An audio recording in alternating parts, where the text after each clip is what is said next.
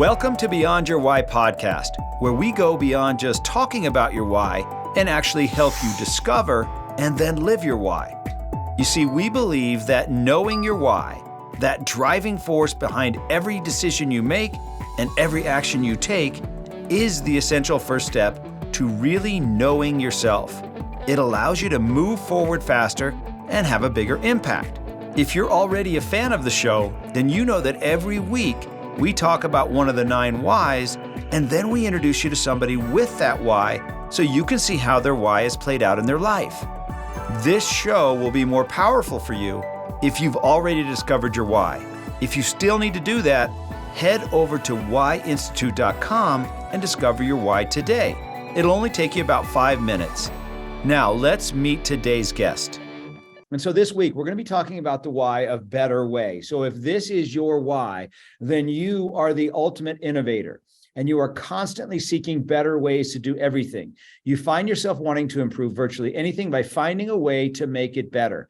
You also desire to share your improvement with the world. You constantly ask yourself questions like, what if we tried this differently? What if we did this another way? How can we make this better? You contribute to the world with better processes and better systems while operating under the motto, I'm often pleased but never satisfied. You are excellent at associating, which means that you are adept at taking ideas or systems from one industry or discipline and applying them to another, always with the ultimate goal of improving something. So today, I've got a great guest for you. Her name is Belinda Clemmensen. She co-created Paddle to a Cure in 2000. This women-led series of sea kayaking expeditions for people living with breast cancer taught her that there are different ways to build and lead organizations, and that women working together do things differently. Almost 20 years later, Belinda founded the Women's Leadership Intensive with the mission to inspire, empower, support, and equip women to lead the change the world needs. Today, she serves as CEO of the organization, a certified B Corp. These 2 formative experiences drew Belinda to work with women in leadership. Now, her passion is for the potential for positive change when women lead at scale. Belinda loves her work and feels honored to work and mentor amazing women who make a difference daily through their leadership. Belinda has received the Gold Canada Award for Excellence in Training and is a certified professional coach, training provider, and member of the International Coaching Federation. She is also a CEO, activator, and member of the Equal Futures Network and the Canadian Women's Chamber of Commerce. Belinda qualified as a finalist for the Canadian Association of Women Executives and Entrepreneurs Extraordinary Woman of the Year Award. She published articles in the Journal of Experiential Education, Adventure Kayak Magazine, Kanawha Magazine, and was a finalist in the National Flair Magazine Volunteer Awards. She is a regular presenter at conferences around the world. Belinda earned her Bachelor of Science in Biology from the University of Waterloo and her Master's of Education in Workplace Learning and Change from the University of Toronto. Any place that takes her to the peace and beauty of nature is Belinda's happy place, especially when she is in her sea kayak, backcountry camping, and learning to sail. Belinda lives in Ontario with her partner, Shane, and son, Gabe. Belinda, welcome to the podcast. Thank you so much, Gary. It's great to be here. That was a mouthful. You got a lot going on there, Belinda. So right now you're not in Ontario, right? You live outside of Ontario? No, I live in Ontario, but I live in north is relative in Canada, right? Okay. So I am in what's called the near north. Because there's so much more north of me. But whenever you sort of get north of that band, that's right by the Canada-US border. That's where all our big cities are. So I'm north of that in a little town called Huntsville, Ontario. Okay. So where did you grow up? Take us back to what you were like when you were in high school or even before. What was your childhood like, Belinda? I grew up in a very quiet, rural place. And so I think that's where my love of nature came from, right from the beginning, and my love of peace and quiet. And so grew up in a small town in Ontario. And that worked for me when I was in elementary school. For the most part, by the time I got to high school, I was looking for something bigger in my life. So small town high school, for any of those in your audience who also grew up small town high school, you kind of either love it or it feels a bit like you're in this small pond and you're trying desperately to get out of it. And that was definitely me. So I think high school for me was a time to rebel. It was a time to look at the sort of systems and structures around me and ask a lot of questions and do a lot of pushing back on those things. And honestly, I think that set me up pretty well. Mhm. Okay, so for those that are listening, Belinda's why is better way, which we already talked about. Her how is to challenge the status quo and push the limits, right? Think differently. And ultimately, what Belinda brings is a way to contribute, add value, have an impact in people's lives, right? So it sounds like you were already doing that when you were very young. I think so. It's interesting because having done my YOS felt a little bit like telling me back my life story. Exactly. Okay, so you have high school in a little town. Well, like what kinds of things were you into in high school? I was into theater. I was into books. I was into anything that sort of took me to the bigger world outside of my small town and my small high school. I was already a feminist in high school and a pretty strong-minded feminist at that. I remember co-writing a feminist magazine in high school with a good friend of mine who felt like the only other feminist in my school. And I'm sure that was not true, but it kind of felt like it way back then. And what was that, the 80s? Yeah, so that was kind of, I was definitely a fringe kid in high school, and that suited me pretty well. And I kind of feel like I've always been a little on the margins, to be honest, like always questioning and pushing. As you said, it's the better way, it's the challenging, and it's the what can I do about it? How could I make this better? Mm-hmm. So what got you into the feminist movement or considering yourself a feminist? What was that turning point for you? I think it was my experience of just seeing the differences in my own family and my own community. And I think a really big turning point for me was early in my career, I worked for Outward Bound Canada. I did a little bit of work in the US as well, but mostly in Canada. And I'm a big believer in Outward Bound. I learned to be an amazing facilitator there. I learned to be an amazing expedition leader there. They do great work. And the outdoors is a very interesting place to notice gender differences. So for example, whenever I was in we always had instructor pairing. So there would be two instructors for any expedition that we were taking out on a canoe trip or a sea kayaking trip or whatever it might be. Whenever there was a male-female co-instructor pairing, people would inevitably go to the male for all things technical, all things hard skills, and inevitably come to me as the female for all things relational, emotional, facilitative. Now, I love both of those things, right? I love the facilitative conversational stuff, but I also really like technical things. I like learning them. I like knowing how to fix things. I like knowing how to navigate, knowing how to tie a knot. I find that really fun and engaging too.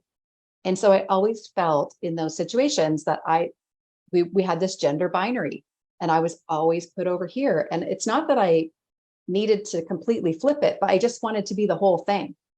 I wanted to be able to be a whole person.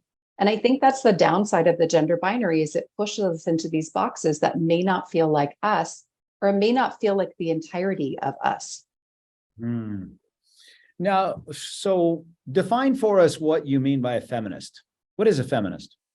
Yeah, I kind of go back to a really simple definition, which is a feminist is just someone who believes in equal rights and opportunities for all people, regardless of gender. We're thinking now these days of gender as a spectrum, which I think is actually really healthy shift that we're making in our society, right? We're moving away from the strictly binary, you are masculine or feminine, and saying, well, actually, there's a lot of gray area in between these things.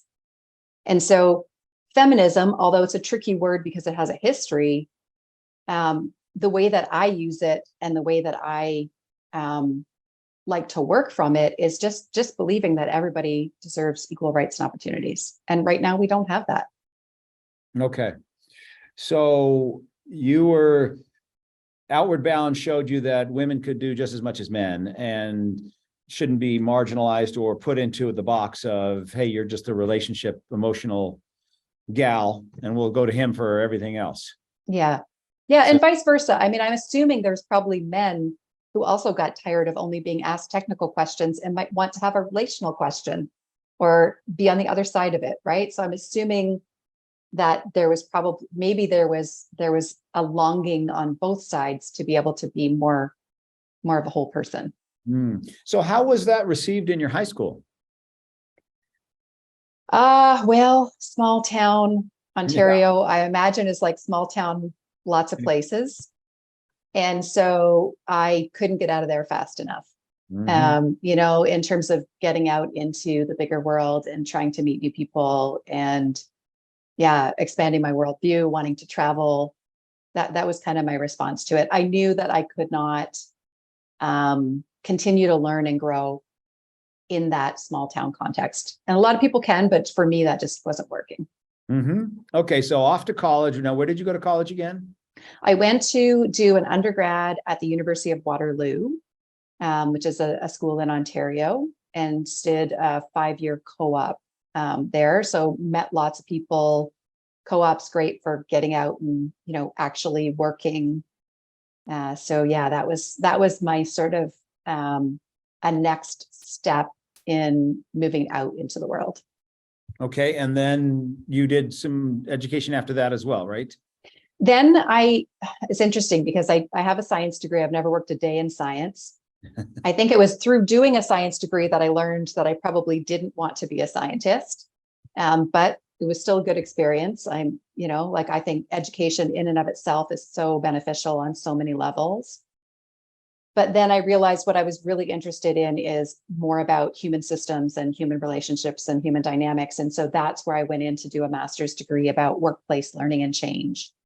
Thinking, we spend so much of our time, our energy, the contributions that we make in the world in our work, that if I was going to start looking at, how can we make things better, that was the place that made sense to do it.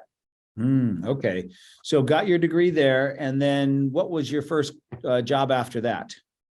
I worked all throughout my master's degree. So I come from a history of business people. My dad's got a construction management business, and his dad had a concrete business. And so when I graduated my undergrad, it kind of didn't occur to me to go get a real job.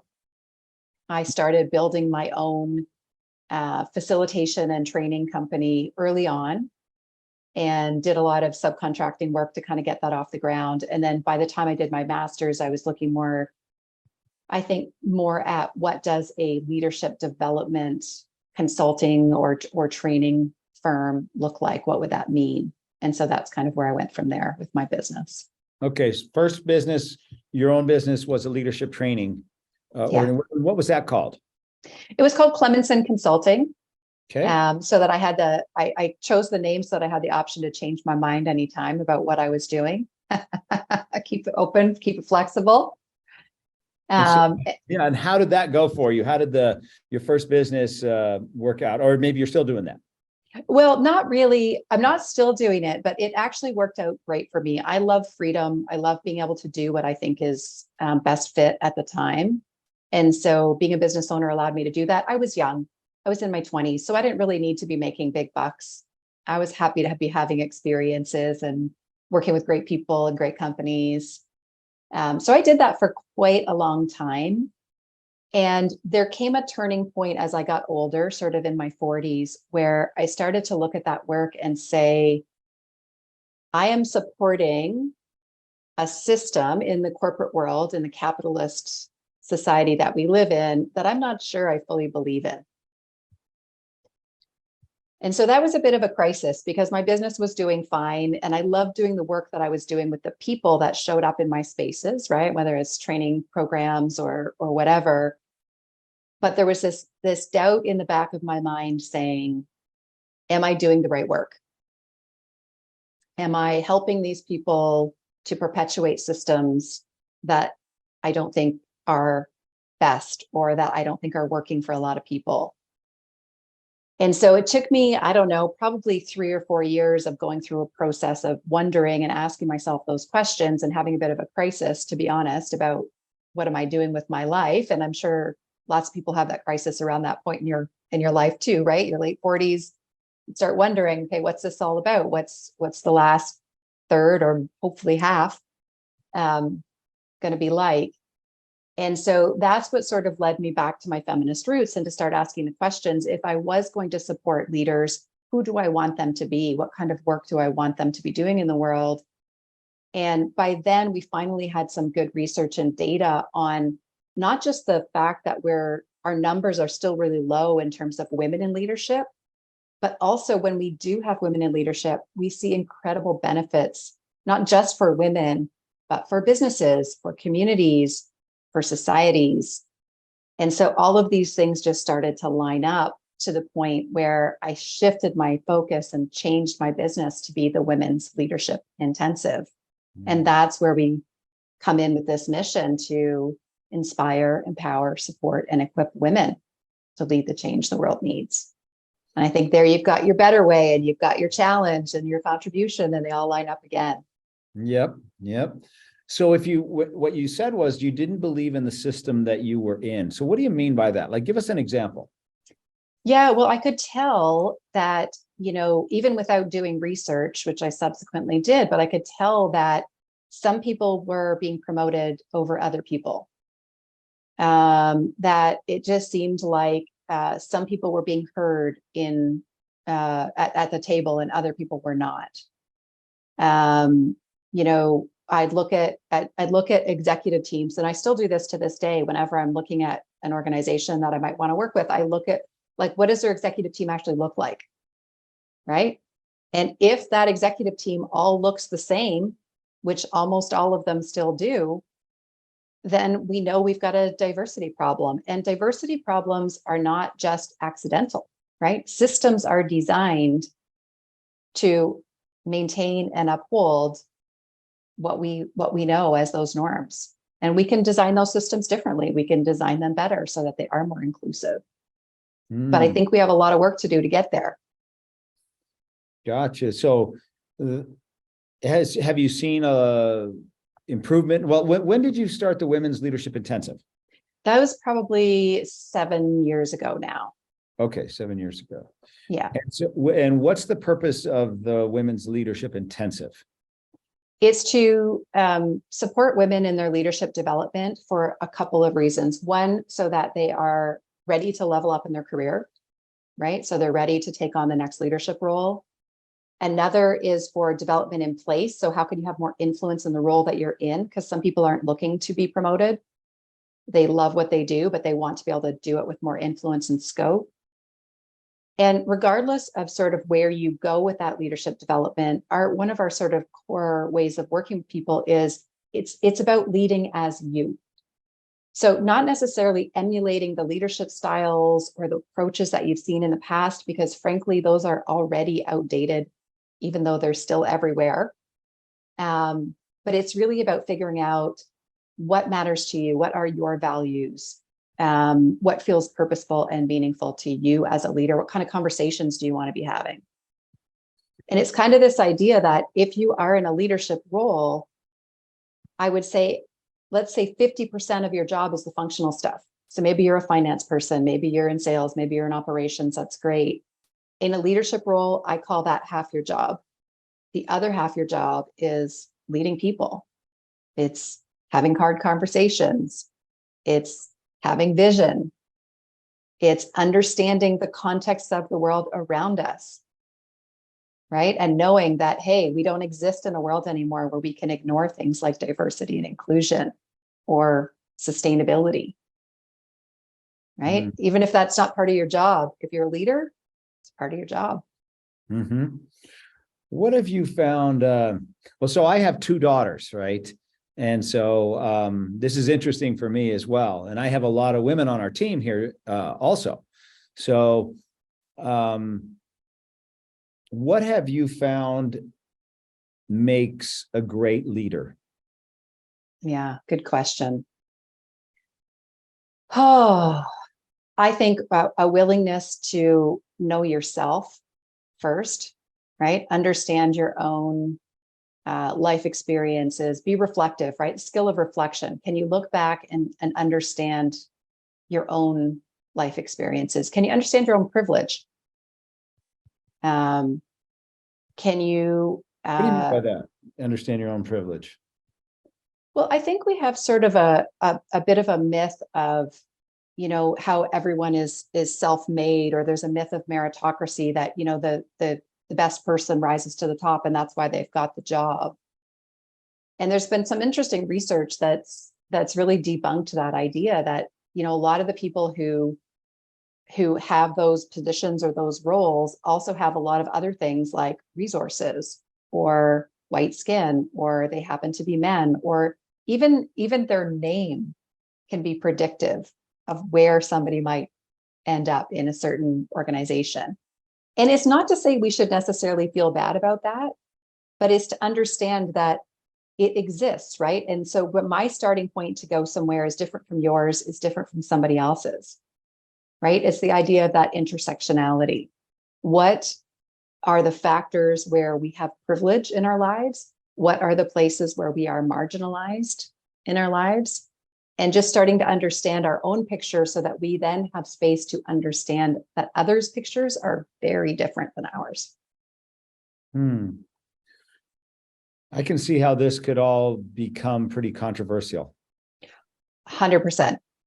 Yeah. You know, it's really, this is the leadership courage of the future, I think, is being willing to have those kinds of conversations. And I wonder how, you know, it's hard to tell how much of it's true. Meaning when I look at my own friends, my own friend group, I grew up from, my father was a dentist. We had all the advantages that you could have. And everyone in our, you know, in my brothers and sisters has done well.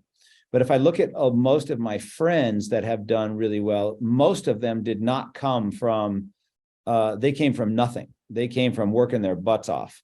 So even some of my friends that are doing well now are wondering about their own kids. Should I not give them what I could give them and have them struggle? Because it seems like the people that had to struggle have risen to the top, and the ones that had everything given to them are not at the top.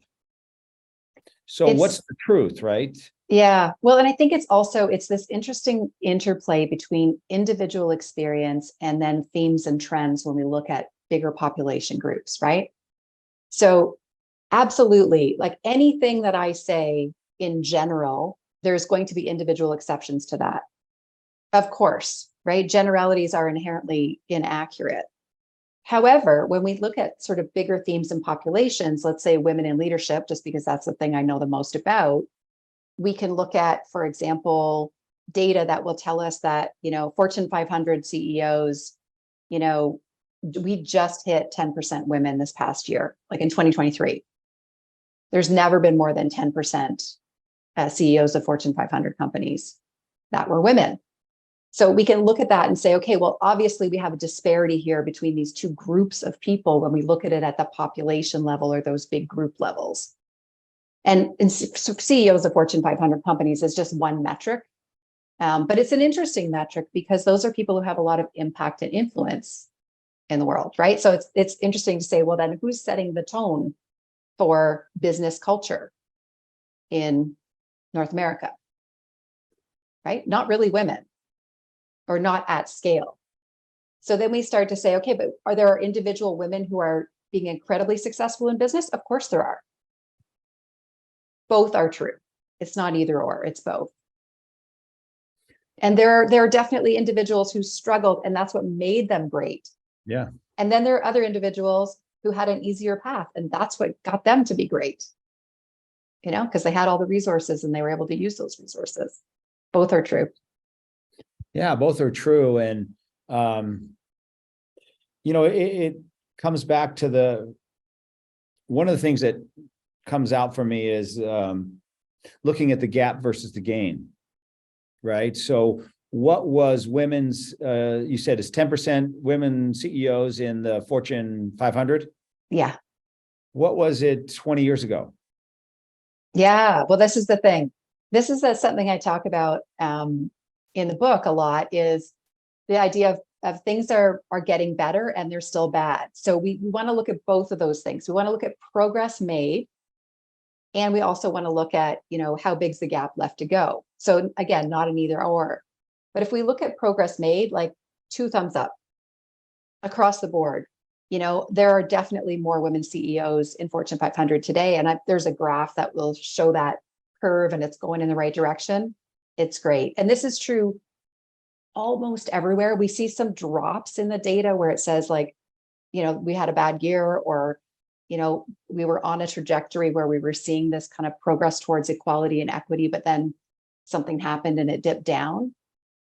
So it's looking at both. It's saying, yes, the trajectory is going in the right direction. That's progress. That's the gains. And the gap is still 40%, right? That needs to be made up if we're going to get to 50-50, which women are just past 50% of the population and 48% of the workforce.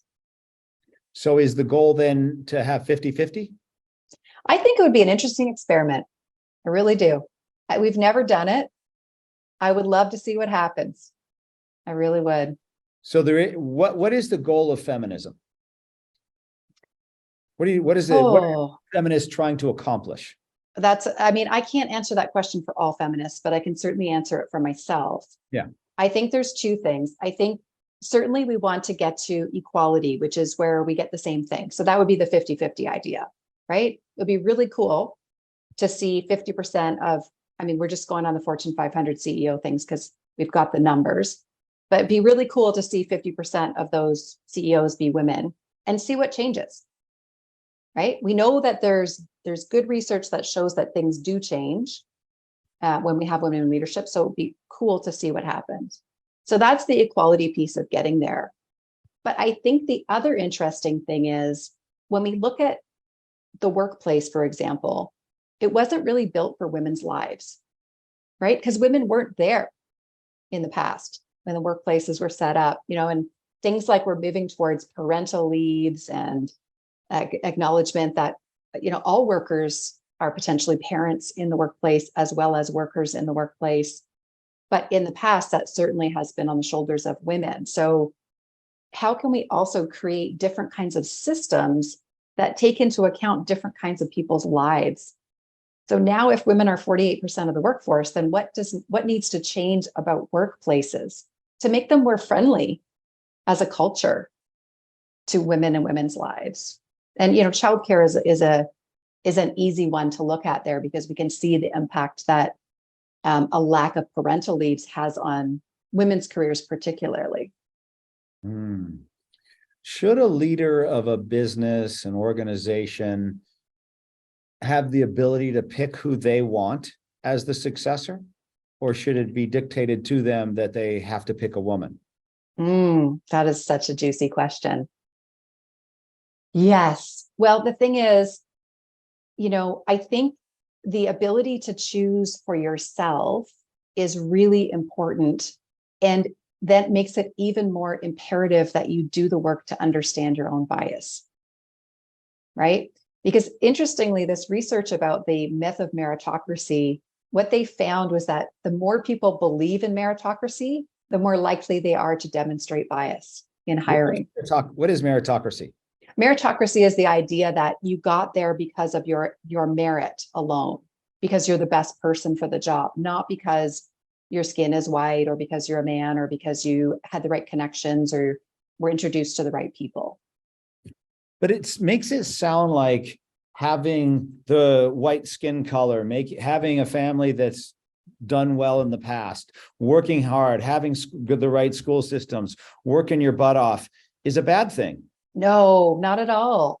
Not at all. It's not about somebody listening to this not believe that based on what they're hearing right now.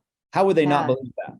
It's not about feeling bad about it or thinking that it is a bad thing. It's understanding that your starting point's a little different than somebody else's. Or it's understanding that we tend to hire people who are like us or look like us. That's well documented. And so it takes intention for us to go, hey, why do I actually think that candidate who looks more like me and behaves more like me is the best person? Is it because they actually are, or is it because it's so familiar to me? It feels right. And can I challenge myself to say, I want someone beside me or with me who is very different, who doesn't look the same, think the same, hasn't lived the same kind of life.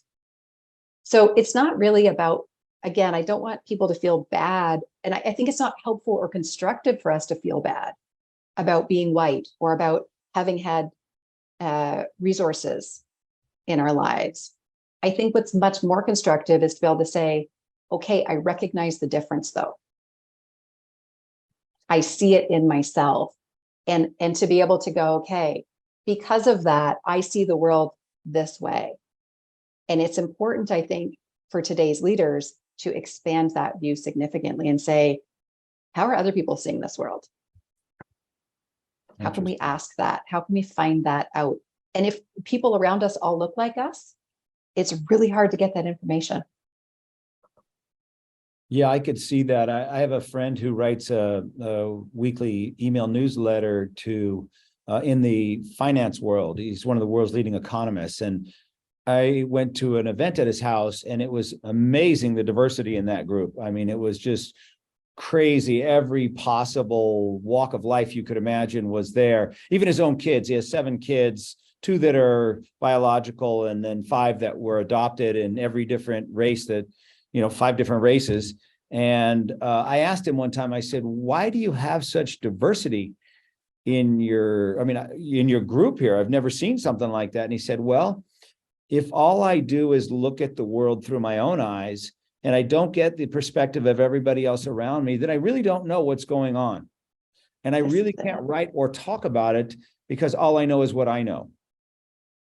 And I found it really interesting to, he says, my job is to tell the world what's going on, but I can only see it through my eyes if those are the only ones I use. So.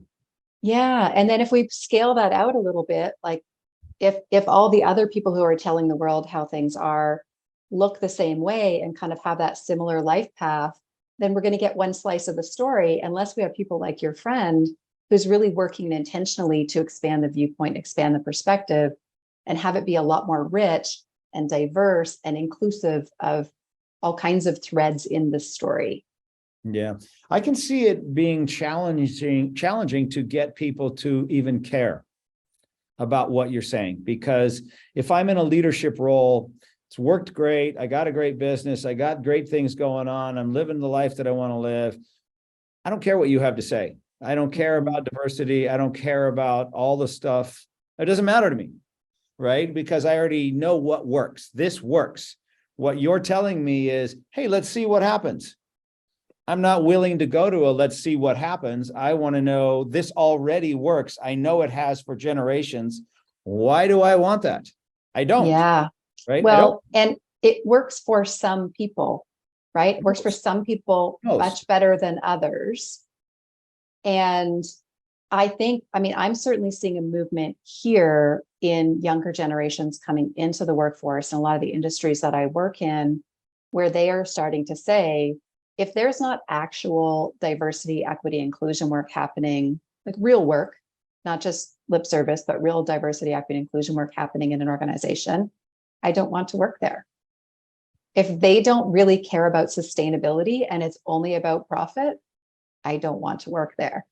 And so I think the rubber will start to hit the road as the workforce changes and puts pressure on organizations, and other stakeholders start to put pressure on organizations, which is already happening, right? It's happening through policy. It's happening through the court of public opinion.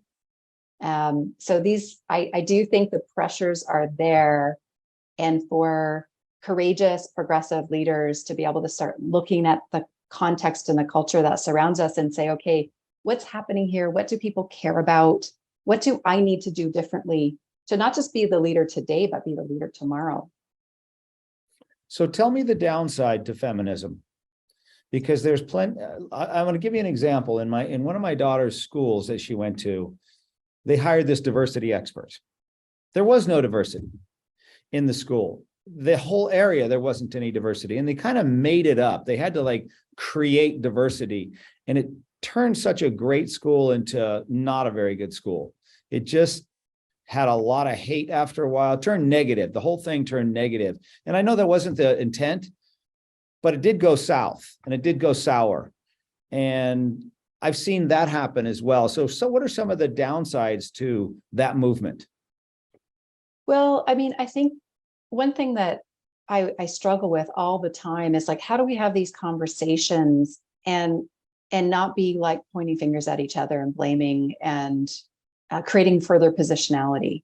Because I really don't think that's helpful. I think if we're not all on board with doing this together, it's really hard to get anywhere fast, you know? So it's like to create a gender balanced, gender equitable world is going to take women and men working together who both want it, right? Who both see that there's benefits for all of us, for our children, in a world that is more gender balanced and more equal. And the same is true for anti-racism work, right? Like that work needs to be done together.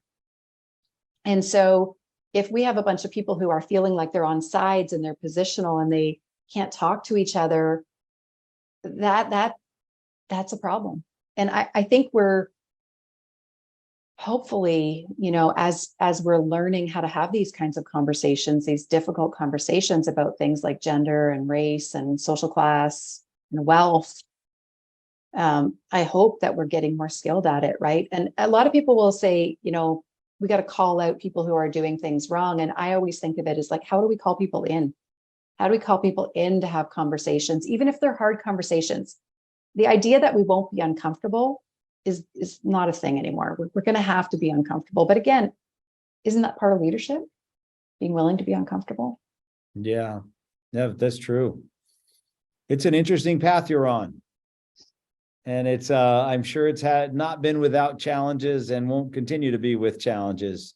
You're trying to, you're trying to challenge the status quo, right? Find a better way so you can so people can have a bigger impact. That's it. And I think it is a bit of the, you know, it's not the path of least resistance, that's for sure. And I recognize that. I feel it. So how does your husband and son feel about your path? My husband is an amazing feminist and ally. He's a high school shop teacher. He teaches construction and woodworking. And he's been a huge advocate for getting girls in skilled trades, for having girls only construction classes. Like he's 100% on board. And it's great. I mean, we get to have these conversations together. We're learning about it together. Neither one of us is perfect. We make mistakes. We make each other mad. But yeah, it's been a pretty cool journey together. Yeah. And my son, I think younger generation, right? He's a teenager. They talk about this stuff in ways that we did not when we were kids. So you brought something up right there that I would guess some of the other listeners picked up on. You said girls only. Yeah. How does girls only fit in with inclusion? Yeah. It's a great question. I'm so glad you asked that, because in certain spaces, if you are used to being a minority, right? If you're one of the few, so that could be an executive team. Maybe you're like the only woman, or there's only 2 women on a team of 12, which happens a lot, right? That's kind of the stats right now. You're usually 1 or 2 on an executive team. Or if you're in an industry like mining, skilled trades, which is a male-dominated space, you're probably the only woman on the crew, right? And so in those kinds of environments, it is really helpful to have some women-only spaces, because it takes away the work of being the only, right? Imagine you're the only woman on a construction crew. You're the only woman at the executive table. I'm telling you, it's extra work to be that only. Maybe you're the only person of color. Maybe you're the only LGBTQ2S+ person, right? Whatever it is, being an only is a lot of work, or one of the minority. So it's helpful in those situations to have some, in this case, women only or girls only spaces, because in that case, you don't have to do that extra work. It's kind of like the first story I told about working with a male co-instructor on a sea kayaking expedition. When I'm working with women on a sea kayaking expedition, it takes the whole gender binary dynamic out of it for a little while. I don't have to worry about it. And the same might be true of men only spaces. I don't know because I haven't been in them, but I've certainly seen that sort of that magic happen in women only spaces, whether that's leadership development or skilled trades or, whatever the environment might be. There's lots of places we don't need that, but there are some places I think we still do. Yeah. I mean, how do you feel about men only groups? I mean, they're frowned on right now. You have a men only club, it's frowned on. Mm-hmm. You have a men only golf club, frowned on. Yeah. You have a men only business group, don't like it. It's frowned on. Hey, I want to join. So how do you balance that if it's supposed to be inclusive? And I want to take a second to just kind of thank you for answering all these challenging questions, because I've never had an opportunity to just ask these kinds of questions and get answers without all kinds of emotion involved, right? Yeah. No, I think it's so to be able good. to do this. And so the difference with men only spaces, and I am not saying we don't need men only space. I think we need healthy men only space where men can be whole human beings, including emotions and the whole picture, for sure. I don't know if all men's spaces are like that. They're probably a mix. Some are, some aren't. The difference is when it is the socially dominant group, right? So if it's men only space in a society that is male dominated, which we have today, right? We still have a more patriarchal male dominated society. That's a little different because you have a different goal with your men only group than you do with your women only group. The women only group, we are trying to move from a marginalized position to being able to be one of many. And so that's not the case with men only groups. This could also be true of like a lot of the people that I work with who are doing anti-racism work say we need spaces for people of color to gather where we don't have to explain anything to anybody. We don't have to explain it to people who have never had that experience, right? We can just talk to each other and it takes some of the weight off and some of the pressure off. Whereas if we were to say the same thing, like let's have white only spaces, it would be perceived very differently, right? So it depends on which end of the dominant marginalized spectrum you're on and what you need from that space, right? Yeah, and it's interesting because you really are only looking at it from one perspective, which is the minority perspective, right? But you're not looking at it from the majority perspective. So let's say the men's club, like you say, the executive group has one woman in it or two women in it. It's not easy for them either, right? It's not easy to have a woman in the group because the dynamics change from an all guys group is totally different than you throw a couple of women in there. So now they got to deal with that too. So it's not a one-sided affair. And that's where I think, it's good to come back to things like, human rights law or policy or, things like that, where we can say, okay, like what's reasonable here? Like it's reasonable to say that in a business setting, we potentially could have, equal number of men and women in leadership roles, or that we would have representative people of color in leadership roles. In an ideal world, would you say, okay, it's 50-50 men to women. So we need to have 50-50% in leadership, men to women. It's 30, whatever. I don't know all the percentages of Black, Asian. So let's say it's 30% Black. So now 30% has to be Black. Is that, do you believe that life should be fair? Life has to be, is fair? I think it's a goal. I think it's idealistic. I grant you that. But I do think it's an interesting shift in perspective when we start to think about it that way. Why not? Like, what are the arguments not? And I know that there's some upskilling that might need to happen for people who haven't had those roles in the past. But there's also, again, like some really great research that's showing that this idea that we don't have enough qualified women or we don't have enough qualified people of color is actually being debunked too. So how is that different than a socialistic view? Because why work hard? Why would I work hard to get to the top when it's supposed to be fair and I'm not supposed to be able to get to the top? Because if I'm at the top, then it's not fair. Or maybe I started at a different level and I got here because of my skin color, because of my parents, or because of whatever. So why would I bother to work hard? Well, I think you're asking a question that, for example, women and people of color and other marginalized groups have probably been asking themselves for a long time. You work hard to get to Because the they top. haven't, well, but they haven't though, They have. not at scale. It won't ever be at scale. Oh, I don't know. I still am idealistic enough to hope that it will. I Okay. don't see why it shouldn't.